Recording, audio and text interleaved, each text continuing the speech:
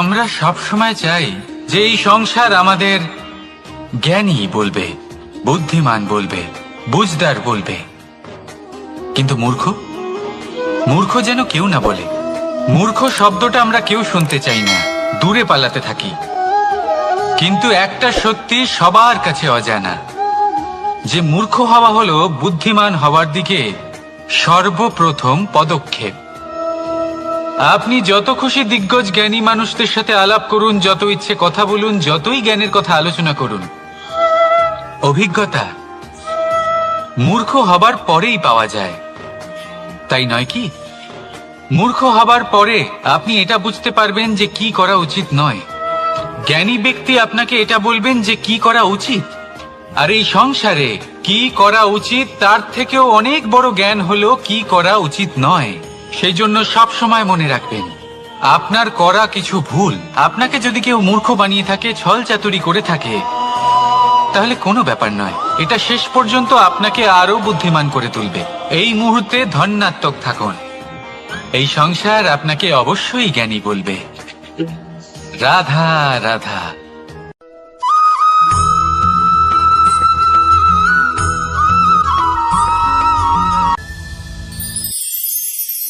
সময়, কথায় আছে আমাদের জীবনের প্রত্যেক মুহূর্ত স্বর্ণর মতো হয়।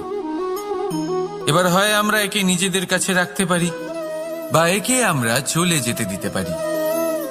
কারণ এই ছোট ছোট মুহূর্তই আছে যা আমাদের জীবনকে গড়ে তোলে। এখন এই জীবন কেমন হবে তা আমাদের উপর নির্ভর করে। যদি আপনি একটা মুহূর্তের যত্ন না নেন, যদি আপনি এক মুহূর্ত ভালো না বাসেন, যদি আপনি এক মুহূর্ত স্নেহের আনন্দ না উপভোগ করতে পারেন, তাহলে দেখতে দেখতেই আপনার সমস্ত সময় নষ্ট হয়ে যাবে, আপনি জানতেও পারবেন না। অর্থাৎ এই সময় স্বর্ণ হতে পারে না। তবে আমরা একে স্বর্ণ বানিয়ে নিতে পারি আমাদের চেষ্টার মাধ্যমে। এই সময় শুধু একটি লাঙল যা মাটির সাথে লড়াই করতে পারে, আর কিছু নয়। একটা অত্যন্ত গুরুত্বপূর্ণ কথা মনে রাখবেন, আপনার কাছে শুধু সময় আছে।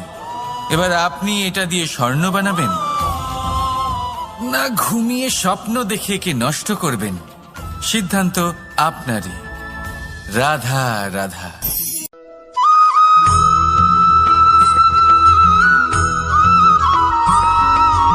আপনি কি কখনো একজন মালিকে একটা বাগানের যত্ন নিতে দেখেছেন? যদি কখনো একটা গাছে উই ধরে যায়, মালি তখন শুধু সেই গাছের নয়, সমস্ত বাগানের চিকিৎসা করায়। আপনারা হয়তো বলবেন, এ কেমন মূর্খতা, যখন উই একটা গাছে লেগেছে সমস্ত বাগানের চিকিৎসা কেন করাতে হবে? এ তো অযথা পরিশ্রম করা। কিন্তু মালি খুব ভালো করে জানে যে উই হয়তো একটা গাছে লেগেছে, কিন্তু তা সমস্ত বাগানকে নাশ করে দিতে পারে। এবার মালির এই শিক্ষা, এই জ্ঞান অন্য অনেক জায়গাতে প্রযোজ্য। এই সংসারে আমরা শুধুমাত্র নিজের পরিবারের কথাই চিন্তা করি, তাদের যত্ন নিই, চেষ্টা করি যেন তারা ভালো থাকেন, সুখে থাকেন। আর সেই সময় এই সমাজের কিছু বিরোধী মনোভাব এই সমাজকে গ্রাস করে ফেলে, এই সমাজকে নষ্ট করে ফেলে। কিন্তু আমাদের নজর শুধু আমাদের পরিবারে থাকে। সেই জন্য যখন কথা ওঠে রাষ্ট্রের, দেশের, তখন তার জন্য সিদ্ধান্ত নিতে হবে, তখন তার জন্য ত্যাগ করতে হবে। আর মনে রাখবেন, যে সমস্যায় আসুক তার সমাধান পূর্ণরূপে বাঞ্ছনীয়। এই সংসারে প্রত্যেক ব্যক্তি যদি নিজের পরিবারেরও খেয়াল রাখেন এবং সমাজেরও খেয়াল রাখেন এবং সঠিকভাবে এই দেশেরও খেয়াল রাখেন, তবেই এই দেশ সম্পন্ন হতে পারবে। তাহলে আপনিও সেই প্রয়াস করুন, আর আমার সাথে ভালোবেসে বলুন, রাধা রাধা।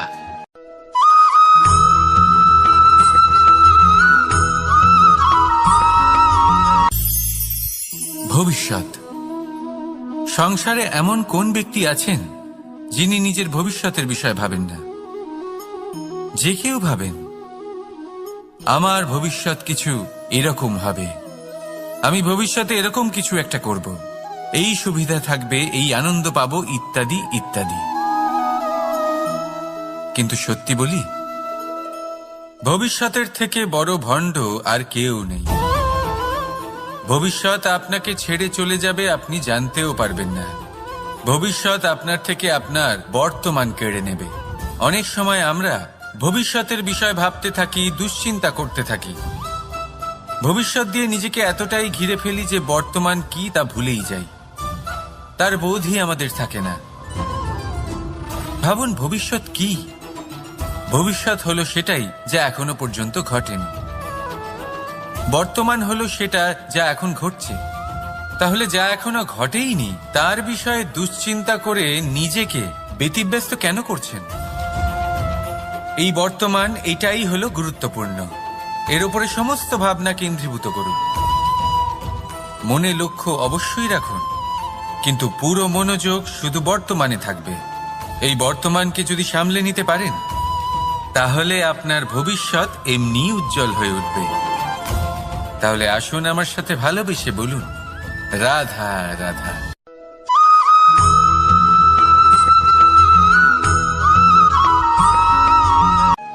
কথায় বলা হয়, জীবনে ভালোবাসাই হলো সুখের মূল। এটা সত্য। এবার প্রশ্ন হলো এটাই যে এই ভালোবাসা কার সাথে করা উচিত। যদি আপনি কিছুক্ষণের জন্য সুখ পেতে চান, তাহলে ভালোবাসুন নিজের রুচি মতো। যদি আপনি কিছুদিনের জন্য সুখ পেতে চান, ভালোবাসুন নিজের বন্ধুদের। যদি আপনি কয়েক মাসের জন্য, কয়েক বছর বা অনেক বছরের জন্য সুখী হতে চান, তাহলে ভালোবাসুন নিজের পরিবারকে, মাতা পিতা, নিজের সন্তান, স্বামী স্ত্রী, নিজের আত্মীয়দের। কিন্তু যদি আপনি চিরকালের জন্য সুখী হতে চান, তাহলে ভালোবাসতে হবে শুধু নিজের কর্মগুলিকে। কারণ সম্পর্ক যেমনই হোক না কেন, কখনো না কখনো ভেঙে যাবেই। এই সংসার হলো এমনই যে যাদের সঙ্গ আমরা পাই, তাদের সঙ্গ একদিন ত্যাগ করতে হয়। শুধু কর্মই হলো এমন এক সঙ্গ যা কখনো আপনাকে ত্যাগ করবে না। আপনার মৃত্যুর পরেও এই কর্ম আপনাকে বাঁচিয়ে রাখবে। তাই সবসময় মনে রাখবেন, এই কর্ম ধর্ম মনে করে পালন করা উচিত। জীবনের শেষ মুহূর্ত পর্যন্ত কর্মকে ভালোবাসুন। জীবনের শেষ মুহূর্ত পর্যন্ত সুখে থাকবেন। আর আমি তো সবসময় বলি, শুধু কর্ম করতে থাকো, ফলের চিন্তা করো না। তাহলে আসুন আর আমার সাথে ভালোবেসে বলুন, রাধা রাধা।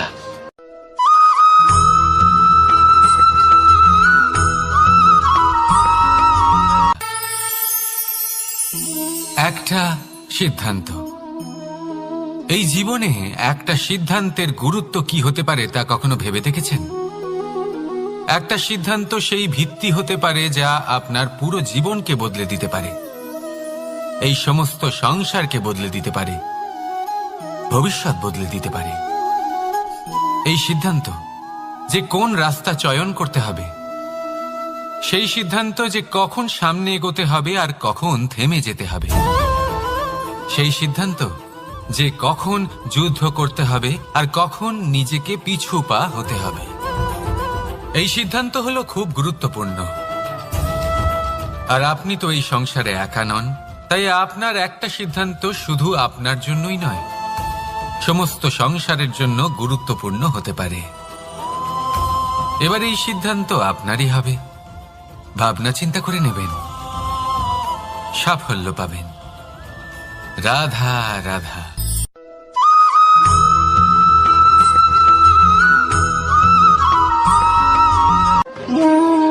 দ্বিধাবোধ। অনেক সময় আমরা জীবনে সেই বাঁকে এসে পৌঁছই যেখানে আমরা বুঝতেই পারি না যে এবার কোন দিক নির্বাচন করা উচিত। কখনো এদিকে যাওয়া উচিত মনে হয়, কখনো ওদিকে যাওয়া উচিত মনে হয়, কখনো দুদিকেই যাওয়া প্রয়োজনীয় বলে মনে হয়, কিন্তু তা তো সম্ভব নয়। কখনো কখনো এটা মনে হয় যে এখানেই থেমে যাওয়া ভালো, কোথাও না যাওয়াই শ্রেয়। এবার একেই তো দ্বিধাবোধ বলে।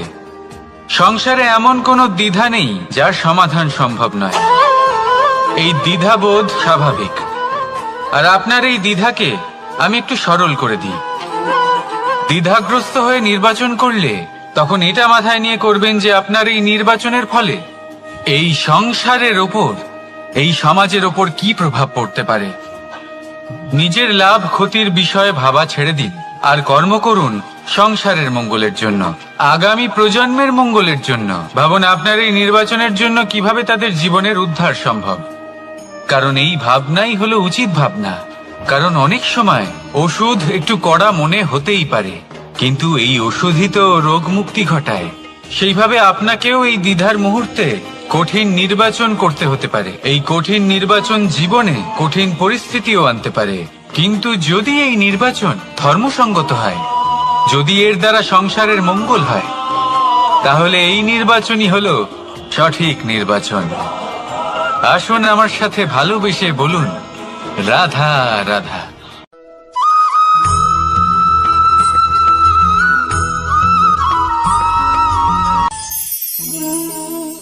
অহংকার এ হলো ছোট একটা শব্দ, কিন্তু এর প্রভাব অত্যন্ত বৃহৎ হয়ে থাকে। আর সব থেকে বড় সমস্যা হলো মানুষ আজ অবধি বুঝতেই পারেনি যে এই অহংকারের বাস্তব রূপ কিরকম। কেউ একে গর্বের নাম দেন, কেউ একে আত্মসম্মানের নাম দিয়ে থাকেন, এবং কোথাও একটা এমন সময় চলে আসে যখন সময় এই অহংকারকে ভেঙে খান খান করে দেয়। আর তখন না গর্ব আপনাকে বাঁচাতে পারে, না আপনার আত্মসম্মান।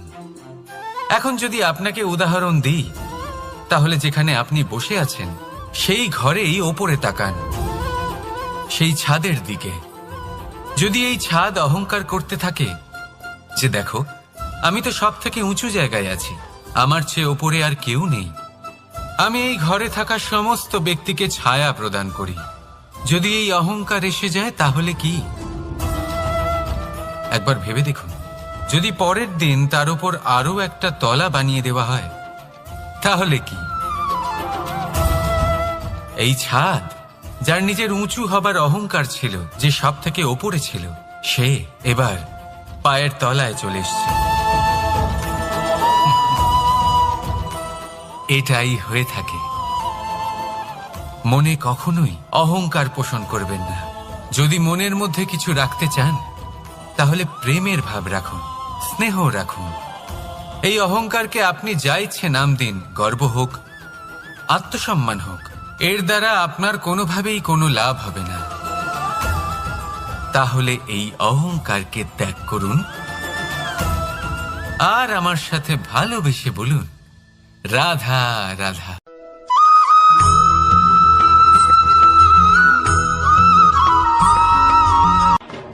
মানুষ নানান ধরনের বাসনা পোষণ করেন, তাদের নানান ইচ্ছে থাকে, অভিলাষা থাকে, নানান কামনা করতে থাকেন, স্বপ্ন দেখেন, প্রার্থনা করেন যেন তা সফল হয়, নিজের সম্পন্নতা কামনা করেন, আর শেষে নিরাশ হয়ে যান কারণ এসব কিছুই পান না। আপনাকে একটা ছোট্ট উদাহরণ দিই। জঙ্গলের রাজা কাকে বলা হয়? সিংহকে। এবার যেহেতু সিংহ বনের রাজা, তাই হরিণ তো তার কাছে এসে এটা বলতে পারে না যে আপনি হলেন বনের রাজা, তাই আপনি আমাকে মেরে ফেলুন, আমাকে খেয়ে ফেলুন আর নিজের ক্ষুধা নিবারণ করুন। এমন তো হয় না। সিংহ যতই বনের রাজা হোক, তাকেও পরিশ্রম অবশ্যই করতে হয়, তবেই তার ক্ষুধা নিবারণ হয়। সেইভাবেই আপনার সমস্ত স্বপ্ন, আপনার সমস্ত ইচ্ছে, আপনার সমস্ত অভিলাষা, সমস্ত আকাঙ্ক্ষা পূরণ হবেই, অবশ্যই হবে, পরিশ্রমের দ্বারা। শুধু ভাবলেই হবে না। তাহলে আপনিও জীবনে পরিশ্রম করুন, নিজের সমস্ত স্বপ্ন পূরণ করুন, আর আমার সাথে ভালোবেসে বলুন, রাধা রাধা।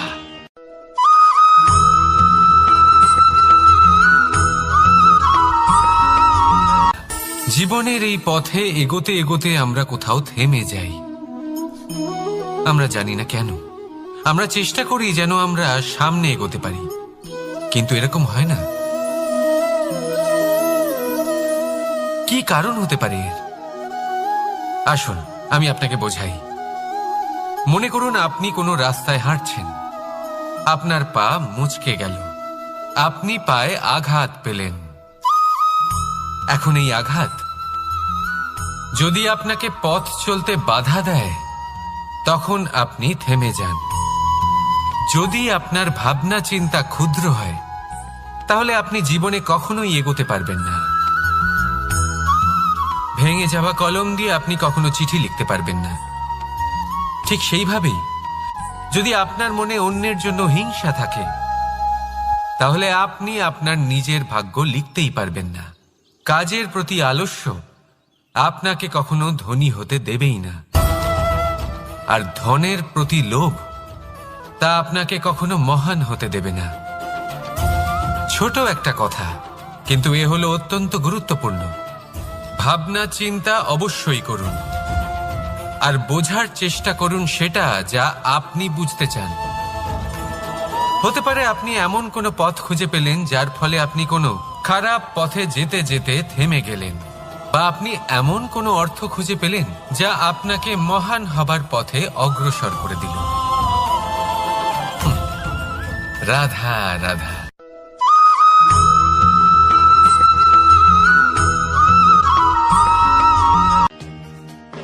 আপনি কি কখনো কোনো উঁচু পর্বতের শিখরে পৌঁছতে পেরেছেন?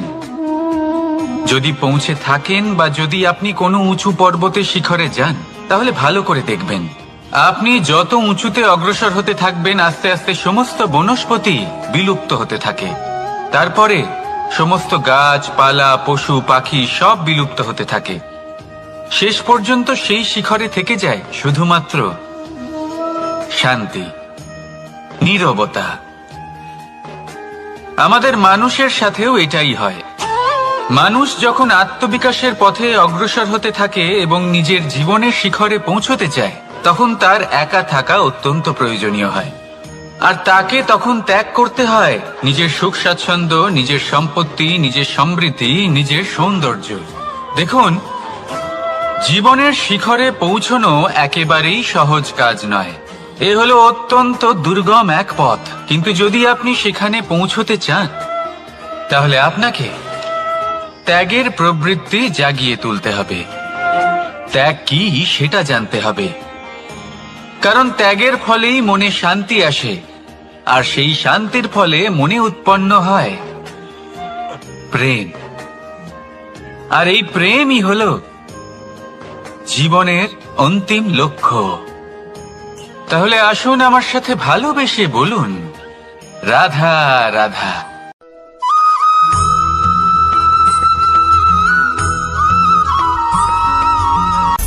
অনেকবার আমাদের দৃষ্টিভঙ্গি এমন হয়ে থাকে যে আমাদের আসল সত্যের থেকে অনেকটা দূরে নিয়ে যায়।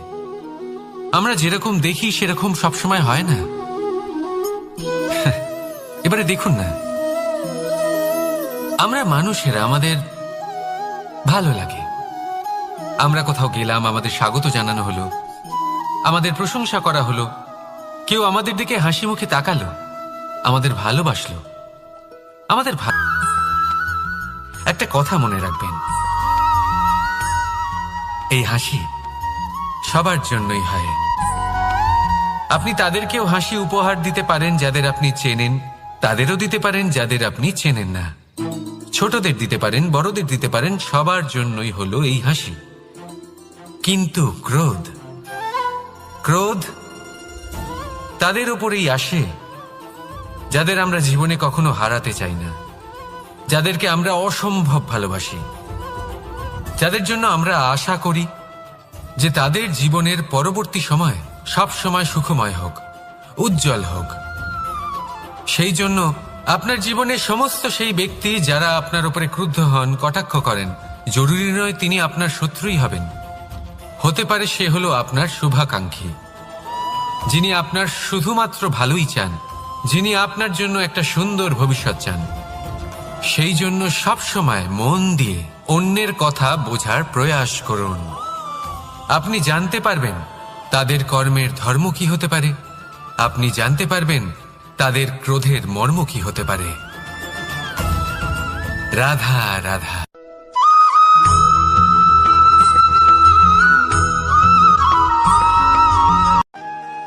মানুষ বলেন প্রেমে অনেক শক্তি আছে, আর এটা সত্যিও বটে। প্রেমে এতটাই শক্তি থাকে যে শত্রুতার বড় বড় স্তম্ভকেও এত সহজে ফেলে দিতে পারে। কিন্তু আপনি দেখে থাকবেন, যারা অধিক শক্তিশালী হন তারা দুই ধার সম্পন্ন তরোয়ালের মতো হন। কারণ এই প্রেম যদি আচরণে থাকে, মনে থাকে, বিচার বুদ্ধিতে থাকে, তাহলে তা শুভ হয়। এই প্রেম সৃজন করে।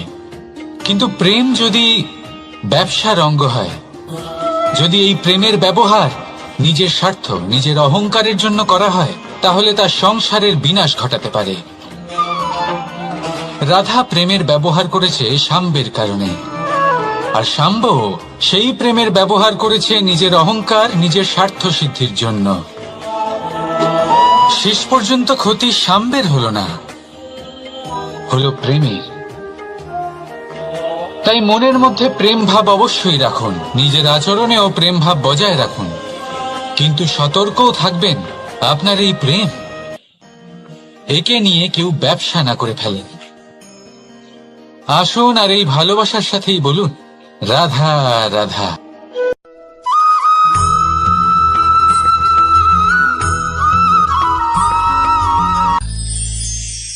আমরা অনেকবার লোকের থেকে এই কথা শুনেছি, জীবনে যখনই ধন অর্জন করবে বাঁচিয়ে রাখবে। কি হয়, কঠিন পরিস্থিতিতে আপনার খারাপ সময় তা আপনার কাজে আসে। কিন্তু এই কথা কি 100% সত্যি? ভাবুন, এই সমস্ত ধন যে আপনি অর্জন করেছেন তা কি আপনাকে সুস্বাস্থ্য দিতে পারবে? এই সমস্ত ধন কি আপনাকে সুখ এনে দিতে পারবে? পারবে না, তাই না? চলুন আমি আপনাকে একটা কথা বলি। পরমেশ্বর, ঈশ্বর,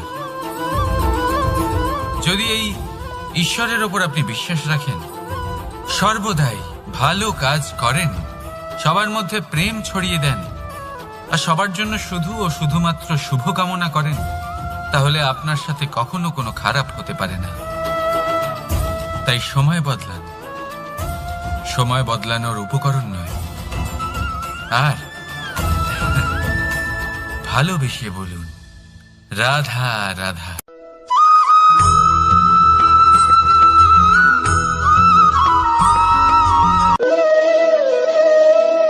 ফলটা দেখছেন আপনি? এটা সেই ফল যেটা গাছের সবচেয়ে উঁচু ডালে পাওয়া যায়, কিন্তু যখন এটা খসে পড়ে তখন এটা আকাশের দিকে যায় না যা ওপরে আছে, সে যায় সেই ভূমির দিকে যে নিচ থেকে তার দিকে তাকিয়ে থাকে। কেন? কারণ এই ফলের নিজের উচ্চতার ধারণা মাটির থেকে নিজের দূরত্ব দেখে হয়। এই ব্যাপারটাই আমাদের মানুষের জন্যও খাটে। যদি আপনি সম্পন্ন হন, তাহলে তাদের সাহায্য অবশ্যই করবেন যাদের সামর্থ্য আপনার থেকে কম, যাদের সাহায্যের অত্যন্ত প্রয়োজন। আপনার সামর্থ্য বেশি কারণ তাদের আপনার থেকে সামর্থ্য কম। দেখুন, জীবনে আনন্দ শুধু বড় হওয়ায় নয়, বরং তাদের সাহায্য করেও আছে যারা কোনো কারণবশত আপনার থেকে নিচে রয়ে গেছেন। আর যখন একটা ফল এই কথাটা বুঝতে পারে, তখন আপনি নয় কেন, রাধা রাধা।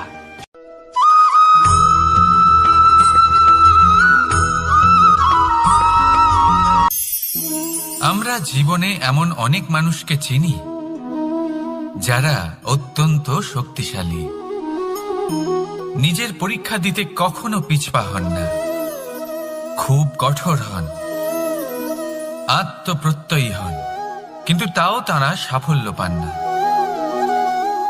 কেন? কি কারণ হতে পারে এর? লৌহ মানবের মতো ব্যক্তিত্বের অধিকারী হওয়া সত্ত্বেও তারা সফলতা কেন লাভ করেন না? তার উপরে এক আঘাত করুন আর চিনতে শিখুন সেই চিন্তাগুলো যা ক্রোধ বাড়িয়ে দেয়, আর সেইগুলোকে শেষ করে দিন, নয়তো সেই রাগ আপনার পতন অবশ্যই ঘটাবে। রাধা রাধা।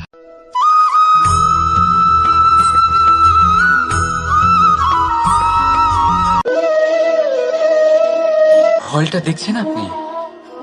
এটা সেই ফল যেটা গাছের সবচেয়ে উঁচু ডালে পাওয়া যায়, কিন্তু যখন এটা খসে পড়ে তখন এটা আকাশের দিকে যায় না যা ওপরে আছে, সে যায় সেই ভূমির দিকে যে নিচ থেকে তার দিকে তাকিয়ে থাকে। কেন? কারণ এই ফলের নিজের উচ্চতার ধারণা মাটির থেকে নিজের দূরত্ব দেখে হয়। এই ব্যাপারটাই আমাদের মানুষের জন্যও খাটে। যদি আপনি সম্পন্ন হন তাহলে তাদের সাহায্য অবশ্যই করবেন যাদের সামর্থ্য আপনার থেকে কম, যাদের সাহায্যের অত্যন্ত প্রয়োজন। আপনার সামর্থ্য বেশি কারণ তাদের আপনার থেকে সামর্থ্য কম। দেখুন, জীবনে আনন্দ শুধু বড় হওয়ায় নয়, বরং তাদের সাহায্য করেও আছে যারা কোনো কারণবশত আপনার থেকে নিচে রয়ে গেছেন। আর যখন একটা ফল এই কথাটা বুঝতে পারে তখন আপনি নয় কেন, রাধা রাধা।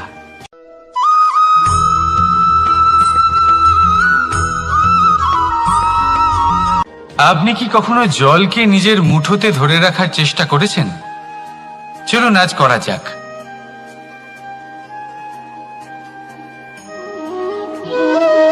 যদি আপনি নিজের মুঠো জোরে বন্ধ করেন, জল ধরে রাখতে পারবেন না। যদি আপনি তাকে এমনি বইতে দেন, তাহলে ও নিজের পথ নিজেই করে নেবে আর আপনার হাতেও থেকে যাবে। আমাদের জীবনও হলো কিছুটা এরকম, জলের মতো। নিজের পথ নিজেই করে নেয় এই জীবন। প্রত্যেক সমস্যার সমাধান নিজেই করে নেয় এই জীবন।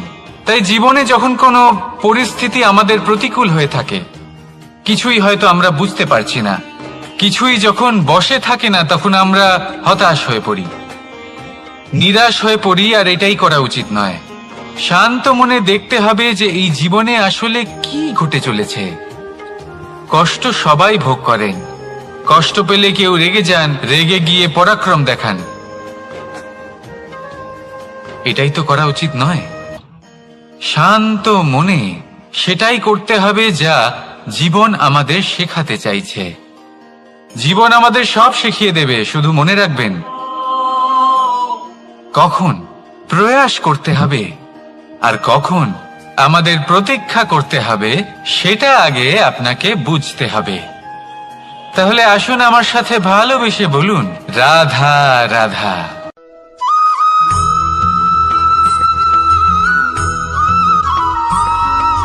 সময় বড়ই বিচিত্র অনুভব দেয়। যখন অপেক্ষা করছেন তখন অনেক লম্বা হয়ে যায়। প্রতিটা মুহূর্ত একটা গোটা দিনের মতো মনে হয়।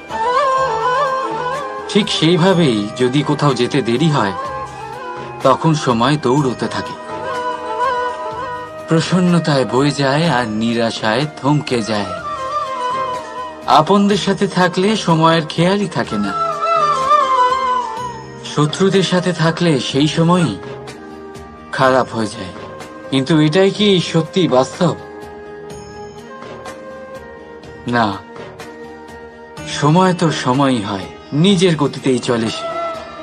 শুধু সেই গতির আভাস আমাদের মানসিক অবস্থা অনুযায়ী বদলে যেতে থাকে। তাই এই সমস্যা সময়ের নয়, আমাদের মানসিকতা। তাই নিজেকে খুশি রাখুন, অন্যদেরও খুশি রাখুন। আগের সমস্ত ঘটনা ভুলে যান আর একটা উজ্জ্বল ভবিষ্যতের দিকে অগ্রসর হন। সময় সবসময় ভালোই লাগবে। প্রেম করুন সবার সাথে, সময় সবসময় সুখেই কাটবে। রাধা রাধা।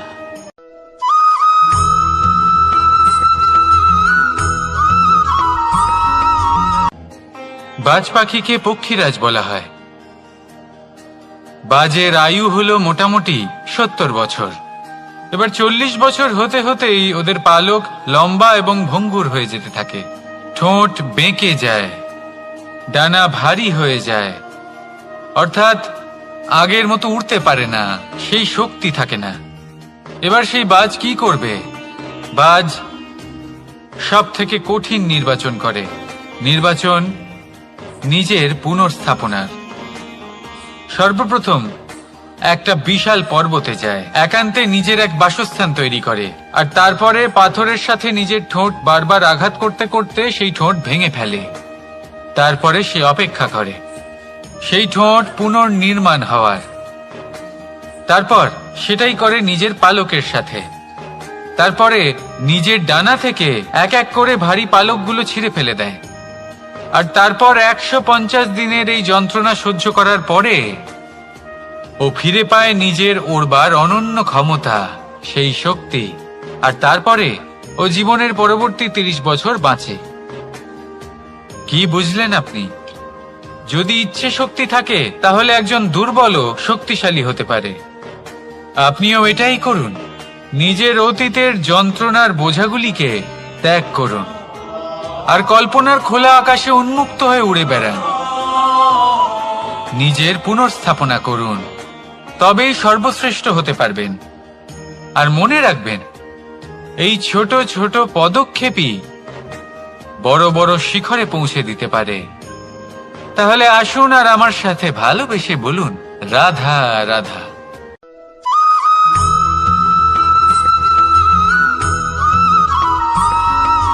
অগ্নি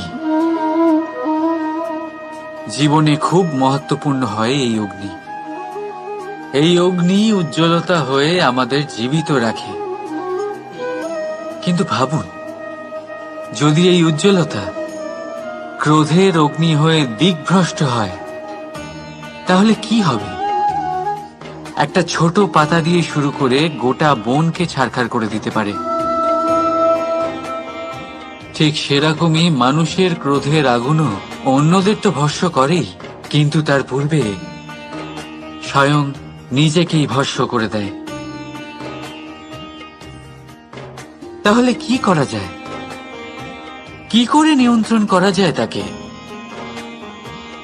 উত্তর হলো, তাতে জল ঢেলে দিয়ে, জলের মতো বইতে দিন কি। ঠিক সেইভাবে যেমন সূর্য নিজের অগ্নিকে তেজ বানিয়ে আপনার কাছে পৌঁছে দেয়। এটাই পার্থক্য সূর্যের অগ্নি আর ক্রোধের অগ্নির মধ্যে। সূর্যের অগ্নি বিচ্ছুরিত হয়ে প্রতিফলিত হয়ে আসে, আর সেই জন্যই তাকে তেজ বলা হয়। অন্যদিকে আমাদের ক্রোধের আগুনের কোনো সীমাই থাকে না। তাহলে নিজের অন্তরের শক্তিকে ক্রোধের আগুন বানিয়ে জ্বালাতে চান, নাকি উজ্জ্বলতা বানিয়ে বিস্তারিত করতে চান? সিদ্ধান্ত আপনার। রাধা রাধা।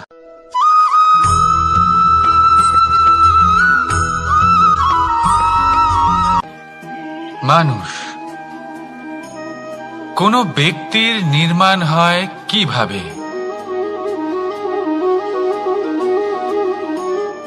কেউ বলবেন পঞ্চতত্ত্বের দ্বারা, কেউ বলবেন আত্মা, দেহ ও চেতনার দ্বারা, কেউ বলবেন ঈশ্বরের কৃপার দ্বারা, তো কেউ বলবেন এই প্রকৃতির পরীক্ষার দ্বারা। না, মানুষের নির্মাণ হয়ে থাকে বিশ্বাস দ্বারা। ব্যক্তি তখনই গড়ে ওঠেন যখন ব্যক্তিত্ব থাকে, ঠিক কিনা? আর ব্যক্তিত্ব তখনই হবে আর সেরকমই হবে যেরকম বিশ্বাস আপনি নিজের উপরে রাখবেন। যদি আপনি মনে করেন আপনি বিষের ন্যায় হবেন, তাহলে আপনি বিষাক্তই হবেন। যদি আপনি এটা মনে করেন যে আপনি অমৃতের ন্যায় হবেন, তাহলে আপনি অমরই হয়ে যাবেন। যদি আপনি নিজের উপরে বিশ্বাস রাখেন যে আপনি সংসারের সব থেকে উঁচু পর্বতের শিখরে পৌঁছতে পারবেন, তাহলে আপনি অবশ্যই পৌঁছবেন। যদি আপনার এরকম মনে হয় যে আপনি এরকম কখনো করতে পারবেন না, তাহলে এরকম কখনোই হবে না। ভেবে দেখবেন, বিশ্বাসের মধ্যেই বিশ্ব বাস করে থাকে। তো আপনার অস্তিত্ব কেন করবে না? যেমন বিশ্বাস আপনি নিজের উপরে রাখবেন, তেমনই আপনি হয়ে উঠবেন। সেই জন্য নিজের উপরে বিশ্বাস রাখুন, আর হ্যাঁ, ভালোবেসে বলুন রাধা রাধা।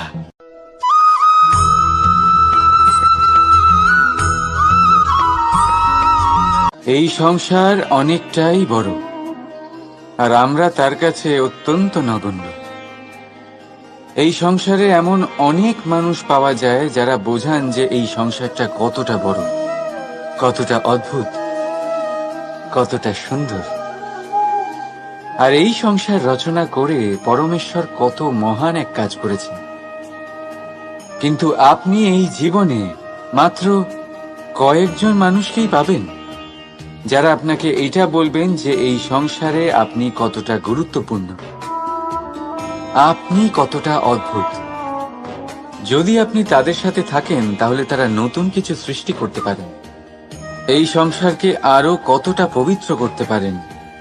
তাই এই সংসারকে গুরুত্ব না দিয়ে সেই মুষ্টিমেয় কিছু মানুষকে গুরুত্ব দিন, কারণ তারাই হলো আপনার আপনজন, আর তারাই আপনাকে সঠিক পথে চালিত করবে। মানুষকে তো বর্ষার স্রোতও বই নিয়ে যেতে পারে, তাকে সাগরও ডুবিয়ে দিতে পারে, কিন্তু গঙ্গা জল সবচেয়ে বেশি শুদ্ধ, কারণ তার কয়েক ফোঁটা মানুষকে মুক্ত করে দেয়। রাধা রাধা।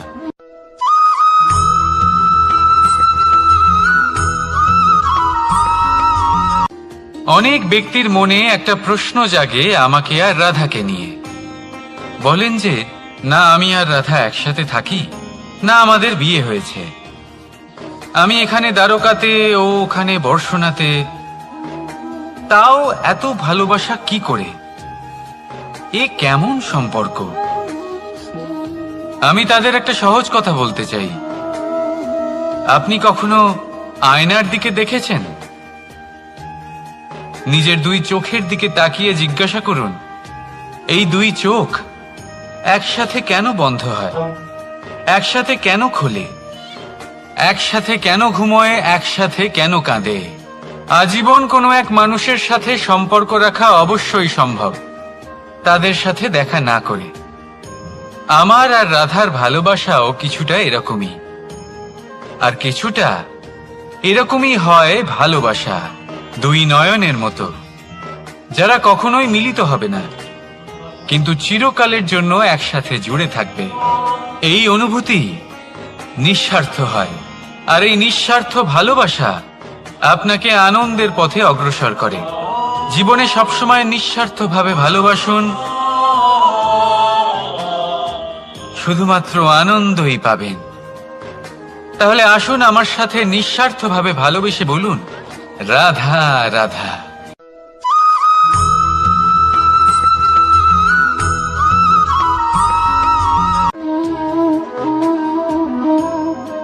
এ হলো একটা পাতলা সুতো।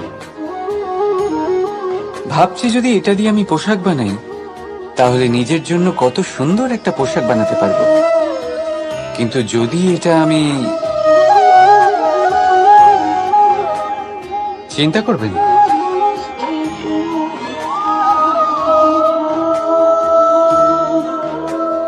দেখুন এই সুতো জোড়া লেগে গেল। শুধু পার্থক্য হচ্ছে এটাই যে আগের মতো এটা আর সরল নেই, কে একসাথে বেঁধে রাখবে। অহংকার আর স্বার্থের আঘাত সে সহ্য করতে পারে না, ছিঁড়ে যায়। চেষ্টা করলে আবার এই সম্পর্ক হয়তো জোড়া লাগতে পারে, কিন্তু তা আগের মতো কখনোই থাকে না, কারণ মনে গিট পড়ে যায়।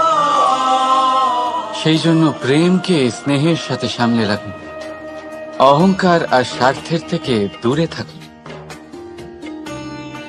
রাধা রাধা।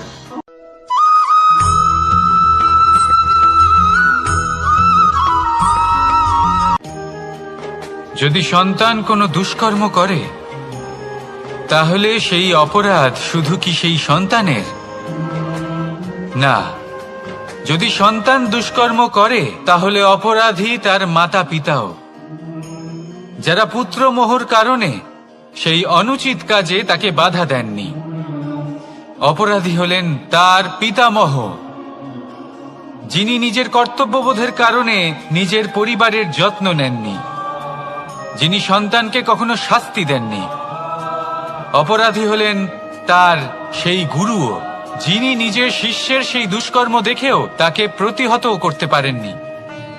একজন হবু রাজার কর্তব্য হলো নিজের প্রজার কাছে সে যেন এক উদাহরণ প্রস্তুত করতে পারে, কিন্তু যদি এত অনুচিত উদাহরণ প্রস্তুত হয়ে থাকে, তাহলে মা বাবার, বাড়ির বয়োজ্যেষ্ঠদের কর্তব্য হলো ওনারা যেন সেটা সেখানেই থামান,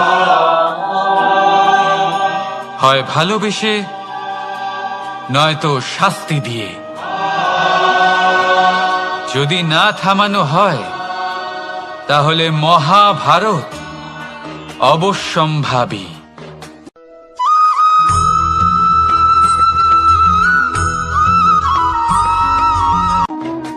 আগুন কি করে? জ্বালায়।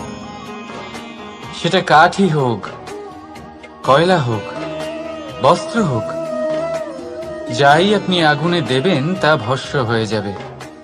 কিন্তু সোনা, যদি আপনি সোনা আগুনে ফেলেন, তাহলে তা কুন্দন হয়ে নিজের অস্তিত্ব তৈরি করে।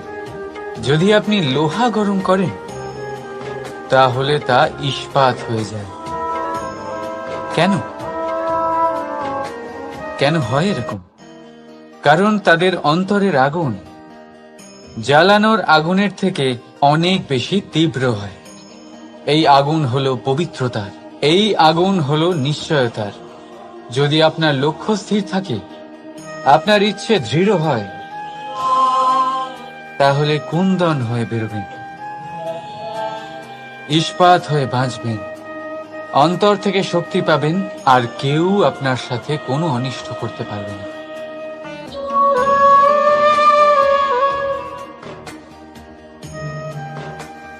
নারী, পুরুষরা যাকে নাম দিয়েছেন ত্রিয়া, কেন দিয়েছেন, কে দিয়েছেন, কেউ তা জানে না। কথায় আছে, পুরুষরা ভাবেন যে ত্রিয়া, ভাবেন একরকম, বলেন অন্য কিছু, আর করেন অন্য কিছুই। কিন্তু সত্যিটা কি এটাই? আসল সত্যি হলো এটাই যে ত্রিয়া হলো সেই চরিত্রহীন পুরুষ, আর কেউ নয়। সেই পুরুষ যারা নারীকে বলেন যে আপনি হলেন মা, আপনি হলেন দেবী, আপনি হলেন বোন, আর ভাবেন কি?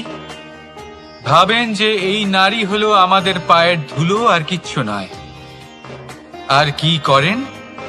ওনাদের মাথায়, ওনাদের খোপায় মালা পরিয়ে দিয়ে ভাবেন যে ওনারা হলেন তাদের পায়ের ধুলোর সমান।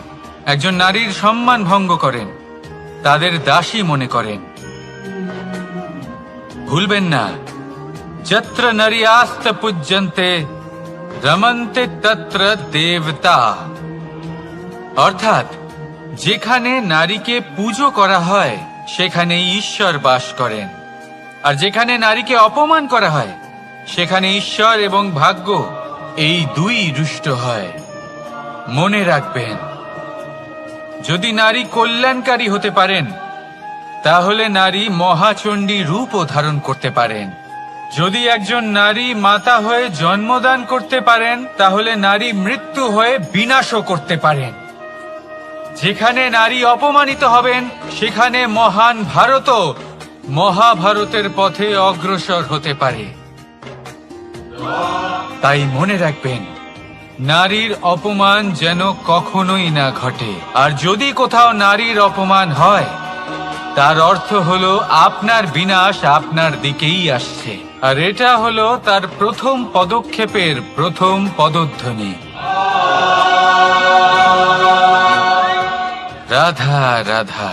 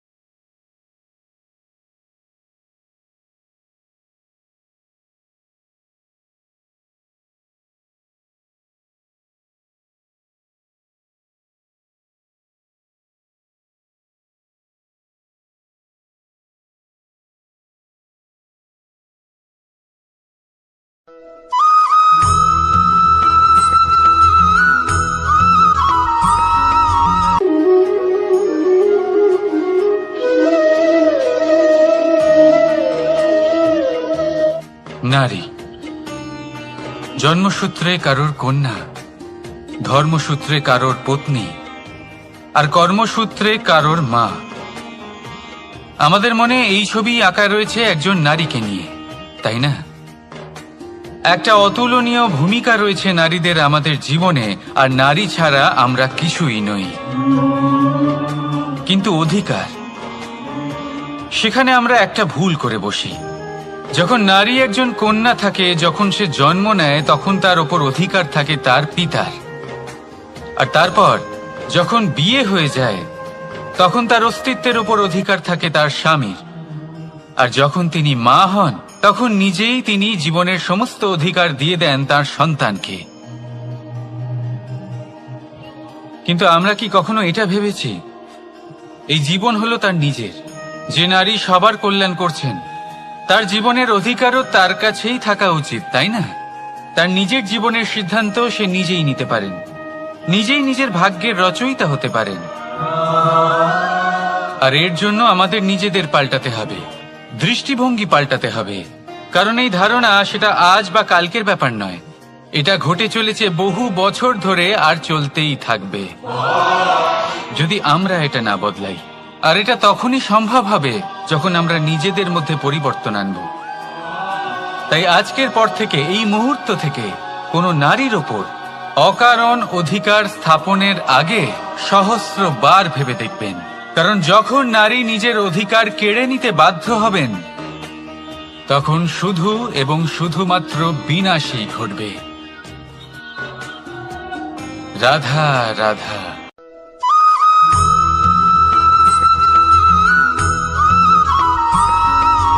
মানুষের জীবন কি? আপনি বলতে পারেন জন্ম আর মৃত্যুর মধ্যেকার সময়। আর মৃত্যু কখন হয়? যখন মানুষ শ্বাস নেওয়া বন্ধ করে দেয়, হাত পা নাড়ানো বন্ধ করে দেয়, ভাবা ছেড়ে দেয়। এমনটা নয়, মানুষের অন্তর, তার মৃত্যু তখনই হয় যখন তার অন্তরের করুণা শেষ হয়ে যায়। করুণা, সেই ভাব যা মানুষকে মানুষ করে তোলে, যা এক মানুষকে আরেক মানুষের কষ্টে তার প্রয়োজনীয়তা অনুভব করে। আর সেটাই তাকে শক্তি দেয় অন্য কাউকে সহায়তা করার জন্য, তাকে পাত্র করে এই সৃষ্টির নিয়ন্তা হবার জন্য। দেখুন, এই সংসারে মৃত্যু কেবলমাত্র একবারই হয়, তাই তার আগে কেন মরব? এই করুণাকে কেন মারব? নিজের মনুষ্যত্ব বজায় রাখুন, মৃত্যুর পরেও আপনি জীবিত থাকবেন। রাধা রাধা।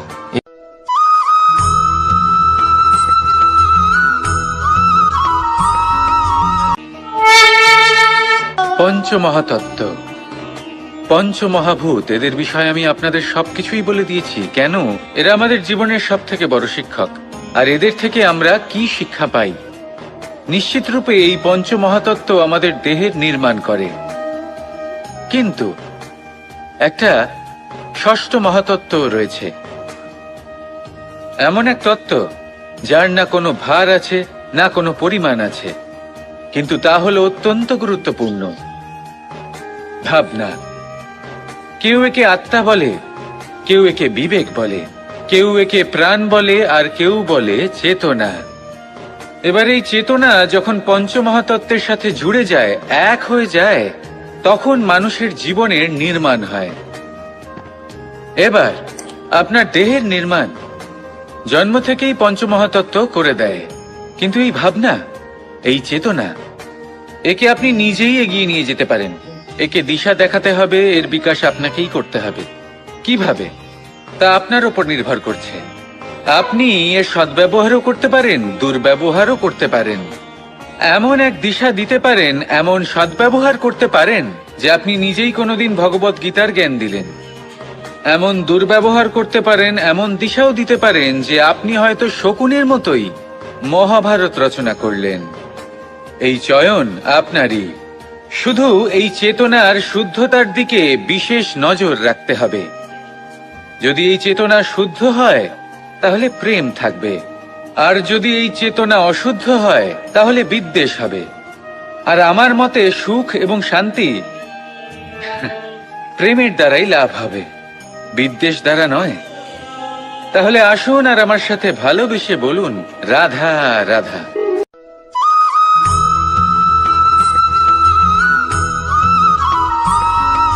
এটা হলো সূচ,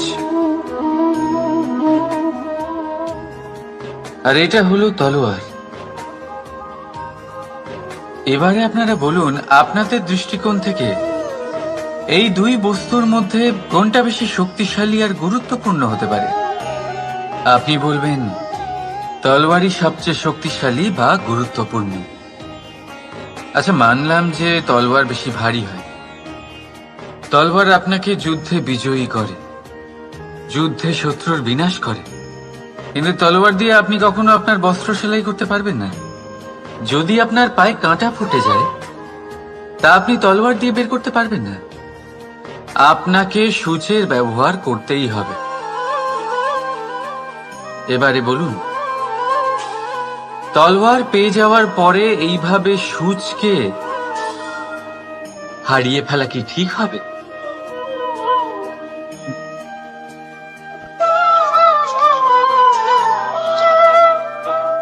ঠিক সেইভাবেই জীবনে সম্পন্ন বন্ধু পাওয়ার পরেও আপনার সেই বন্ধুদের হারাবেন না যারা কম সম্পন্ন, দরিদ্র। কারণ তারা আপনার সাথে তখন ছিলেন যখন আপনি কিছুই ছিলেন না, আর জীবনে দরকার পড়লে তারাই আপনার কাজে আসবে, সম্পন্ন বন্ধু নয়।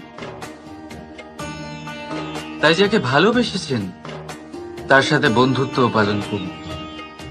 চিত্ত আনন্দে জেগে উঠবে। রাধা রাধা।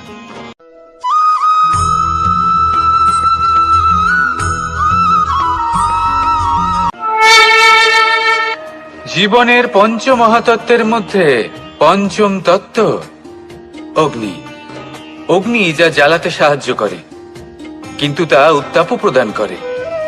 নিশ্চিত রূপে অগ্নি আমাদের জ্বালিয়ে দিতে পারে, কিন্তু আপনি কি কখনো এটা ভেবে দেখেছেন যে আগুন, তাকে নিজেকে কতটা জ্বলতে হয়, তাকে নিজেকে কতটা তাপ সহ্য করতে হয়?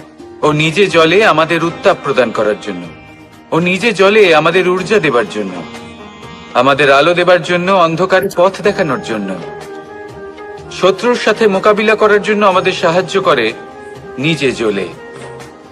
যখন আমরা কোনো দেবতার জন্য যজ্ঞ করি, তখন দেবতার ভোজন গ্রহণ করার নিমিত্ত হয় এই অগ্নি। কত কিছু ওকে সহ্য করতে হয় আমাদের এত কিছু দেবার জন্য। আপনিও আগুনের মতো হয়ে উঠুন, নিজে কষ্ট সহ্য করুন অন্যকে সাহায্য করার জন্য, তাদের জীবন উদ্ধার করার জন্য, নিজের প্রিয়জনের জন্য, নিজের পরিবারের জন্য, নিজের মাতা পিতার জন্য, এই সমাজের জন্য। নিজে কষ্ট সহ্য করুন, প্রকাশের কেন্দ্রবিন্দু হয়ে উঠুন, আর সকলকে পথ প্রদর্শন করুন, সবাইকে পথ দেখান। যেদিন আপনি আগুনের মতো হয়ে উঠবেন, সেই দিন ঠিক যেমন অগ্নিকে পুজো করা হয়, আপনিও সেইভাবে পূজনীয় হয়ে উঠবেন। যেমন সকল শুভকর্মে, সকল যজ্ঞে, সকল পুজোতে অগ্নিকে স্মরণ করা হয়, সেইভাবেই সকল শুভকর্মে আপনাকেও স্মরণ করা হবে। আর যেদিন আপনি এরকম হয়ে উঠবেন, সেই দিন জীবনের বাস্তব মর্ম কি আপনি তা বুঝতে পারবেন। তাহলে আসুন আর আমার সাথে ভালোবেসে বলুন, রাধা রাধা।